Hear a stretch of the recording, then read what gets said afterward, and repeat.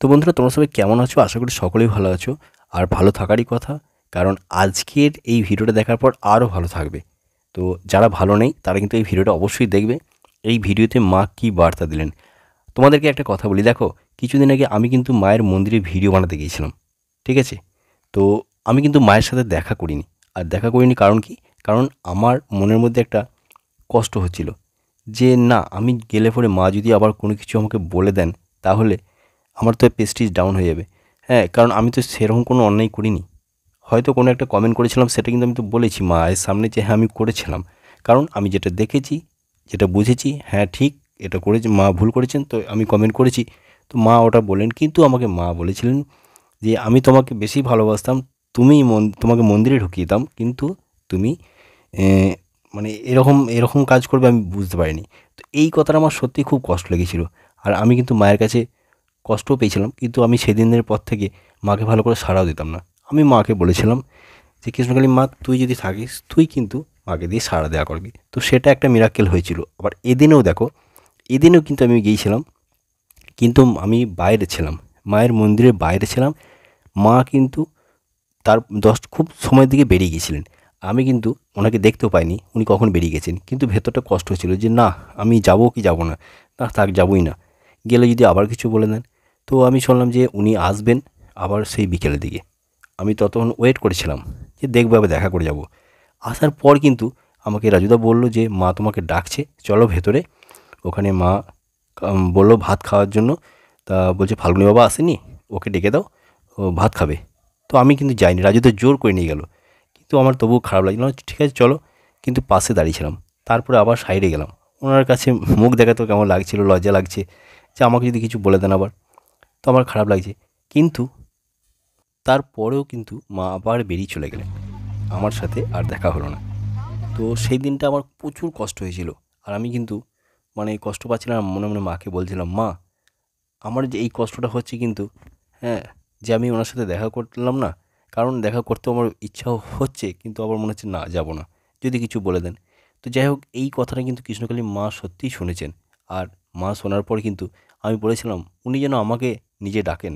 হ্যাঁ, তো যেন যেন ফোন করেন। তো ফোনের মাধ্যমে উনি ভিডিওর মাধ্যমেই কিন্তু বলেছেন সত্যিই। তো আমি মনে মনে ভাবছিলাম যদি যদি ভিডিওর মাধ্যমে বলেন, তো জানবো সত্যি তুই আছিস। তো মা কৃষ্ণকালী মা কিন্তু সত্যিই আছেন, আমার কিন্তু এই কথাটা শুনেছেন।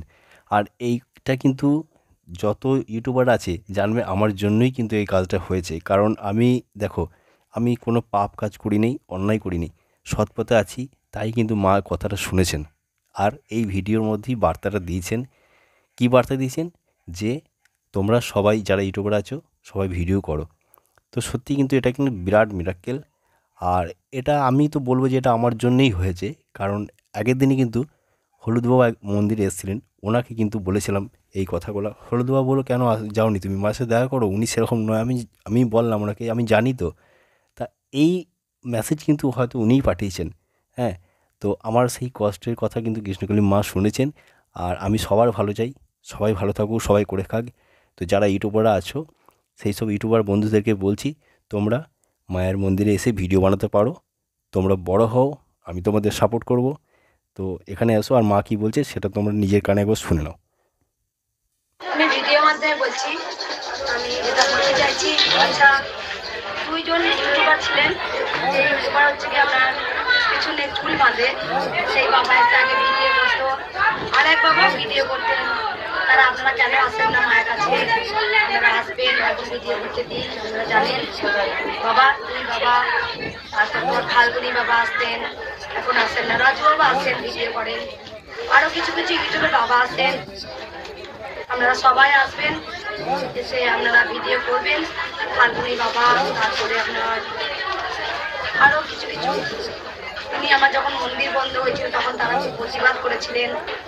তারপর আমার সঙ্গে এক ভক্ত যে ইউটিউবার, সেই বাবার সাথে আমার কথা হয়।